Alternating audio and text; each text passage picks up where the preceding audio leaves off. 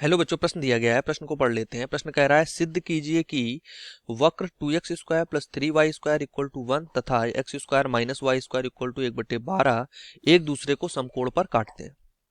प्रश्न में हमें सिद्ध करना है कि दो वक्र दिए गए हैं कि ये एक दूसरे को समकोण पर काट रहे हैं। तो आइए प्रश्न को हल करने से पहले प्रश्न की मुख्य अवधारणा देख लेते हैं। मुख्य अवधारणा, तो इस प्रश्न से संबंधित इसकी मुख्य अवधारणा ये बनती है, अगर हमारे पास कोई दो वक्र हैं, उनके पहले वक्र की अगर हम प्रवणता को m1 से, ये क्या है, m1 प्रवणता है हमारे पास, पहले वक्र की प्रवणता को हम m1 से लिख रहे हैं, तो m1 जो होगा वो और पहले वक्र की प्रवणता हो गई और दूसरे वक्र के लिए प्रवणता को हम m2 से लिख देते हैं। यहाँ से दूसरे वक्र की अगर बात कर लें, ये पहले वक्र के लिए हो गई, दूसरे वक्र के लिए प्रवणता को हम m2 से लिख लें, ये भी प्रवणता है। ठीक है, दोनों वक्रों की अलग अलग हमने प्रवणता निकाली। तो दोनों प्रवणताओं का जो गुणनफल होता है m1 m2 जो होता है वो -1 के इक्वल होता है जब ये एक दूसरे को समकोण पर काटते हैं। ये प्रतिबंध होता है हमारे पास। तो आइए प्रश्न को हल कर लेते हैं इसी अनुसार। तो मतलब कि हमें प्रवणताएं ज्ञात करनी पड़ेंगी। पहले वक्र से अगर बात करें, पहला वक्र हम ले लेते हैं यहाँ से 2x² plus 3y² equal to 1। पहले वक्र को हम समीकरण 1 से दिखा रहे हैं। इसका हम क्या कर रहे हैं, यहाँ से x के सापेक्ष अवकलन प्रारंभ करते हैं। तो ये हो जाएगा, यहाँ से अगर हम अवकलन करते हैं तो ये आ जाएगा 4x 6y dy by dx equal to 0। तो यहाँ से dy बाई dx अगर हम निकालेंगे तो आ जाएगा माइनस का 2x अपान 3y। ठीक, ये हमारे पास आ गया dy बाई dx पहले वक्र के लिए। दूसरे वक्र के लिए ऐसे ही dy बाई dx निकालते हैं। तो दूसरे वक्र का समीकरण लिखते हैं, वो हमारे पास दिया गया है x² minus y² equal to 1/12। तो ये हो जाएगा 2x माइनस 2y बटे dy by dx equal to 0। तो यहाँ से dy बाई dx कितना आ गया, x/y। दोनों से हमने dy बाई dx निकाल ली।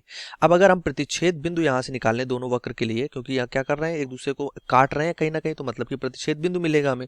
तो अगर यहाँ से समीकरण इसको 2 दे देते हैं, समीकरण 2 से अगर हम बात करें, इसको समीकरण 2 दे देते हैं। समीकरण 2 से अगर बात करें तो x² इक्वल टू हम लिख सकते हैं 1/12 प्लस y²।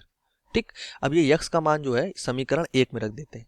ये x² का जो मान है समीकरण 1 से, x² का मान अगर हम समीकरण 1 में रखेंगे तो ये हो जाएगा 2 1/12 प्लस का y² ब्रैकेट बंद 3y² इक्वल टू 1। तो ये आ जाएगा 1/6 2y² plus 3y² equal to 1। तो यहाँ से हो जाएगा 5y² इक्वल टू 1 माइनस 1/6। तो यहाँ से y का मान जो है वो निकल के आ जाएगा 1/√6।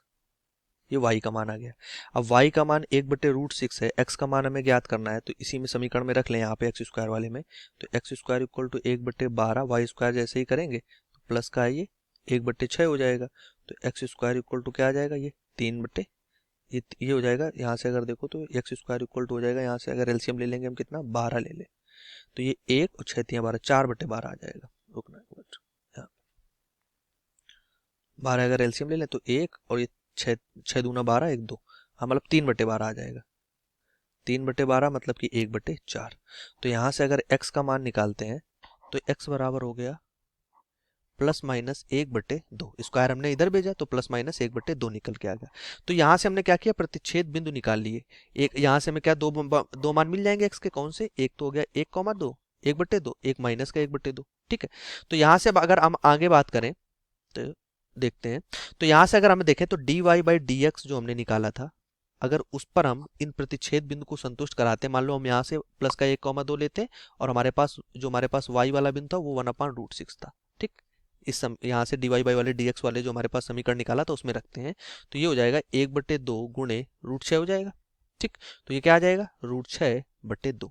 इसको हम ले देते हैं प्रवणता m1, मतलब पहली प्रवणता, इसको हम पहले वक्र के लिए प्रवणता m1 को दे देते हैं। ठीक, m1 से dy बाई dx, दूसरे बिंदु अगर हम दूसरे बात करें, दूसरे समीकरण में जब हम बिंदु के मान रखेंगे तो वो हो जाएगा dy बाई dx 1/2 1/√6। ठीक, ये हम दूसरे वाले वक्र के समीकरण में जब रखते हैं मान तो ये क्या हो जाता है, माइनस का 2/3 गुणे √6/1 गुणे 1/2। ठीक। दूसरा वाला हमारे पास समीकरण क्या आया था, दूसरा वाला जो हमारे पास समीकरण था अगर उसकी बात करें तो माइनस का 2x/3y था, तो माइनस का 2 x की जगह हमने रख दिया क्या, x की जगह हमने रख दिया √6 1/2, और जो हमारे पास y था अपान में y था तो जो √6 होगा वो ऊपर आ जाएगा, और ये 3 नीचे था तो 3 आ गया, तो 2 से 2 कट गया, तो यहाँ से हमारे पास कितना आ गया, माइनस का √6/3। ये m2 हो गई दूसरी प्रवणता। ठीक, ये m1 पहली प्रवणता, दूसरी m2 हो गई। अब अगर हम आगे बात करें तो m1 गुणे अगर हम m2 निकालते हैं, दोनों प्रवणताओं का अगर गुणनफल निकालते हैं तो √6 गुणे √2 गुणे माइनस का √6/3। तो यहां से अगर हम देखें तो ये क्या हो जाएगा, ये हो जाएगा ऊपर हो जाएगा माइनस का 6/6 माइनस का 1। अब हम ये देख रहे हैं कि m1 m2 का जो गुणनफल है वो -1 के बराबर है। तो हम जानते हैं कि जब दोनों वक्र की प्रवणताओं का अगर हम बात करें गुणनफल -1 के बराबर होता है तो वो एक दूसरे को समकोण पर प्रतिच्छेद करते हैं। इसको हम टेन थीटा के माध्यम से भी देख सकते हैं। टेन थीटा इक्वल टू हमारे पास सूत्र होता है m1 m2 माइनस m1 बटे 1 प्लस m1 m2। अब m1 m2 जैसे ही यहाँ पे हम -1 रखेंगे तो ये 0 हो जाएगा, -1 और ये 1 मिलकर 0 हो जाएगा, तो नीचे 0 आने का मतलब होता है इनफाइनाइट, तो टेन थीटा इक्वल टू क्या हो जाएगा, अनंत, अपरिभाषित। तो थीटा का मान क्या हो जाएगा, 90 डिग्री।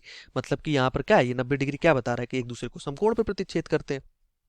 तो यही प्रश्न में हमें सिद्ध करना था कि यहाँ पर ये वक्र जो है एक दूसरे को समकोण पर प्रतिच्छेद कर रहे हैं, तो m1 m2 इक्वल टू भी -1 आ रहा है और थीटा बराबर भी 90 डिग्री आ रहा है। तो आशा करते हैं प्रश्न का उत्तर समझ आया होगा। धन्यवाद।